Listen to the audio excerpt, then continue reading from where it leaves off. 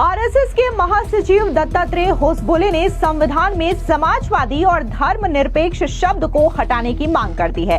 अब उनके इस बयान के बाद सियासी पारा काफी ज्यादा हाई हो चुका है। कांग्रेस लगातार बौखलाई हुई है और राहुल गांधी ने ये कह दिया कि आरएसएस बीजेपी को संविधान नहीं बल्कि मनुस्मृति चाहिए, तो वहीं बीजेपी लगातार इसका समर्थन करती हुई दिखाई दे रही है। आपको बता दें कि संविधान से धर्मनिरपेक्ष शब्द हटाने या बनाए रखने को लेकर के केंद्रीय मंत्री शिवराज सिंह चौहान ने भी बड़ा बयान दे दिया है। उन्होंने कहा कि धर्मनिरपेक्षता हमारी संस्कृति का मूल ही नहीं है, जिसके बाद से एक बार फिर से कांग्रेस बुरी तरह बौखला गई है और उन्होंने अब केंद्रीय मंत्री शिवराज सिंह चौहान को लेकर के भी सवाल खड़े कर दिए हैं। आपको बता दें कि जहां एक ओर राजनीतिक घमासान का सिलसिला जारी है, तो वहीं दूसरी ओर पत्रकार अर्नब गोस्वामी ने अंबेडकर की मूल प्रस्तावना को वापस लाने के लिए एक बड़ी मुहिम शुरू कर दी है। दरअसल आपको बता दें कि अपने टीवी शो के दौरान पत्रकार अर्नब गोस्वामी ने इस मुहिम की शुरुआत की है और उन्होंने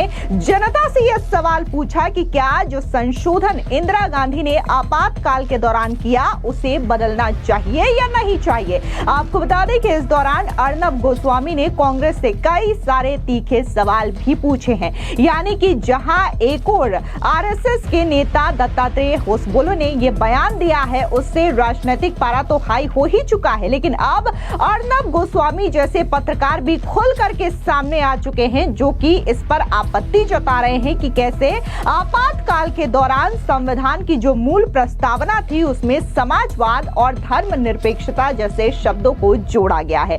सबसे पहले बात हम केंद्रीय मंत्री शिवराज सिंह चौहान के उस बयान की करते हैं, जिसको लेकर के एक बार फिर से सियासी विवाद छिड़ चुका है। दरअसल आपको बता दें कि केंद्रीय मंत्री शिवराज सिंह चौहान ने कहा कि धर्मनिरपेक्षता हमारी संस्कृति का मूल नहीं है, धर्मनिरपेक्षता शब्द हटाने पर जरूर विचार होना चाहिए। एक बार आप भी सुनिए कि आखिर क्या कुछ केंद्रीय मंत्री शिवराज सिंह चौहान ने कहा।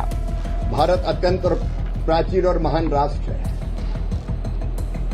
और भारत का जो मूल भाव है वो सर्वधर्म समभाव है। ये भारत है जिसने आज नहीं हजारों साल पहले का एकम सद विप्रा बहुधा वदंती, सत्य एक है, विद्वान उसको अलग अलग तरीके से कहते हैं। ये भारत है जो कहता है मुंडे मुंडे मतिर भिन्ना, अलग अलग भाव का भी आदर करने वाला। उपासना पद्धति कोई हो, स्वामी विवेकानंद ने भी शिकागो जाके ये कहा था कि किसी रास्ते चलो अंततः पहुंचोगे परमपिता परमात्मा के पास। सर्वधर्म समभाव ये भारतीय संस्कृति का मूल है, धर्मनिरपेक्ष हमारी संस्कृति का मूल नहीं है और इसलिए इस पर जरूर विचार होना चाहिए कि आपातकाल में जिस धर्मनिरपेक्ष शब्द को जोड़ा गया उसको हटाया जाए। अब जिस तरीके से आरएसएस के नेता की ओर से यह बयान दिया गया है, जाहिर तौर पर राहुल गांधी की भी प्रतिक्रिया आनी थी और राहुल गांधी ने भी सोशल मीडिया साइट एक्स पर अपनी बौखलाहट जाहिर करते हुए कहा कि आरएसएस का नकाब फिर से उतर गया।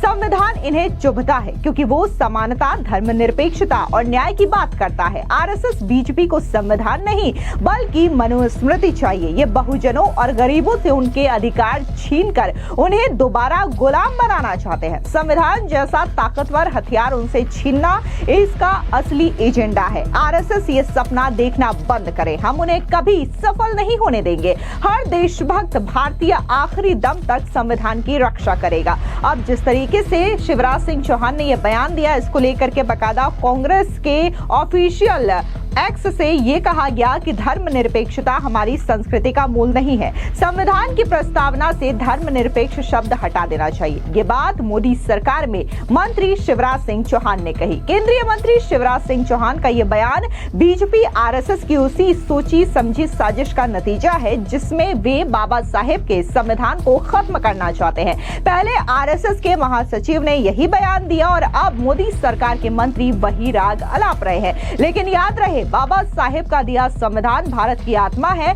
हर कीमत पर संविधान की रक्षा करेंगे, ये जो चाहे कर ले, हम इनके मंसूबों को कभी कामयाब नहीं होने देंगे। अब जिस तरीके से केंद्रीय मंत्री शिवराज सिंह चौहान ने आरएसएस के महासचिव होसबोले के बयान का समर्थन किया और कहा कि इन शब्दों पर हटाने को लेकर के विचार होना चाहिए, तो अब केंद्रीय मंत्री जितेंद्र सिंह ने भी बाकायदा उनके इस बयान का समर्थन किया और क्या कुछ कहा, सुनिए। उसमें तो कोई मुझे नहीं लगता कि दो राय दत्तात्रेय जी ने ही ये बात भी रखी है कि जो 42 संशोधन के बाद सेक्युलर और सोशल शब्द, क्योंकि ये बाबा मजहब की देन नहीं है। Doctor Ambedkar has produce one of the best constitution in the world. अगर वो उनकी सोच नहीं थी तो भला किस सोच के साथ ये शब्द जोड़े गए?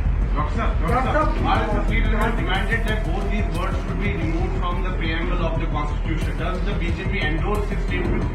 No, I think any right-thinking citizen will endorse it because everybody knows that this is not the part of the original Constitution which was written by Dr. Ambedkar and the other rest of the committee. The BJP also wants removal. I am saying even you want.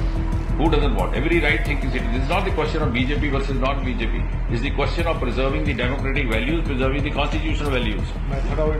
And those who are flaunting the Constitution book are actually the biggest violators of the Constitution.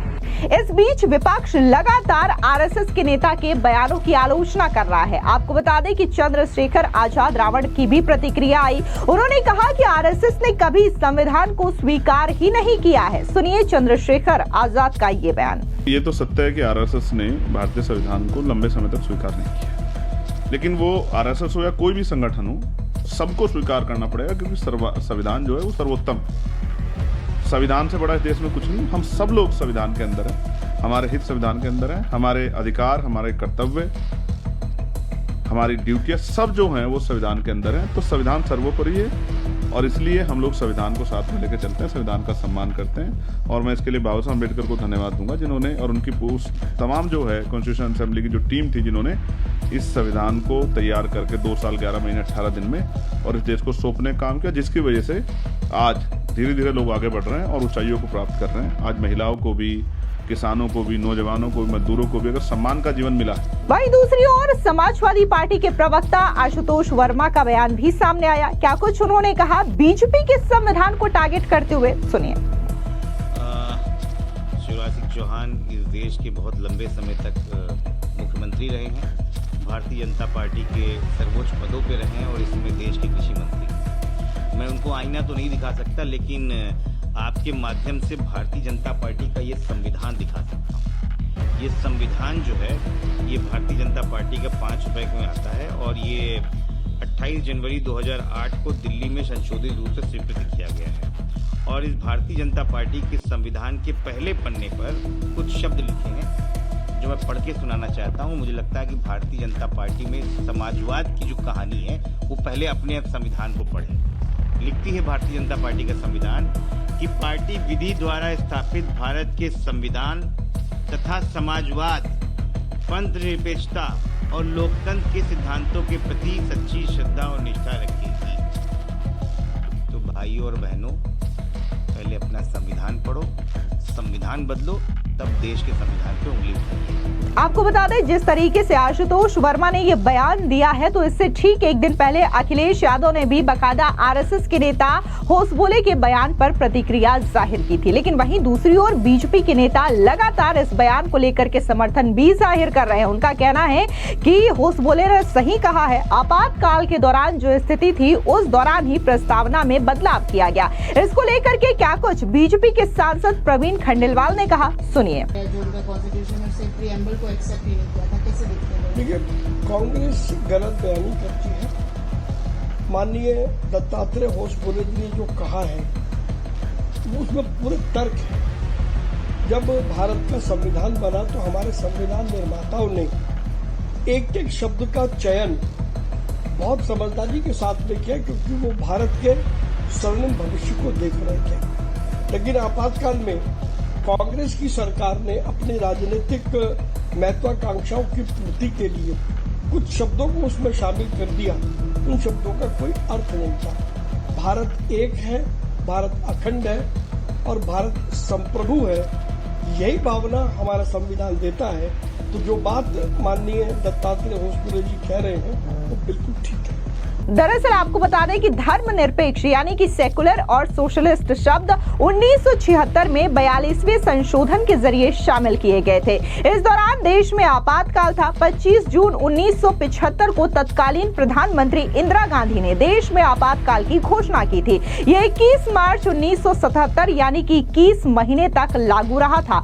BJP इस दिन को संविधान हत्या दिवस के रूप में मनाती है और जिस तरीके से अब आरएसएस के महासचिव होसबोले ने यह बयान दिया है, उसके बाद से राजनीतिक घमासान काफी ज्यादा तेज हो चुका है या फिर यूं कहें कि नई सियासी जंग छिड़ गई है। इसके समर्थन में कई सारे बीजेपी नेताओं के बयान सामने आ रहे हैं, तो वहीं कांग्रेस की ओर से लगातार इसका विरोध किया जा रहा है। सिर्फ कांग्रेस ही नहीं बल्कि देखने को मिला कि लालू यादव से लेकर के तेजस्वी यादव और अखिलेश यादव ने भी बाकायदा इसका विरोध किया, इसकी आलोचना की। सीधे तौर पर तेजस्वी यादव ने तो वार्निंग तक दे डाली कि वो संविधान को छू करके तो दिखाए। बिहार में उनकी क्या हालात होगी ये तो आने वाला वक्त ही बताएगा। अब ऐसे में देखना दिलचस्प होगा कि ये विवाद कौन सा सियासी मोड़ लेता है, क्योंकि हर दफा यही कहा जाता है कि कैसे आपातकाल के दौरान इंदिरा गांधी ने देश में कई सारी की चीजों पे बदलाव किया है, जिसमें से संविधान की प्रस्तावना को लेकर के बीजेपी हो या फिर आरएसएस हर बार टारगेट करती दिखाई देती है। फिलहाल इस पूरी खबर पर आपकी क्या राय है, कमेंट सेक्शन में जरूर बताएं। धन्यवाद।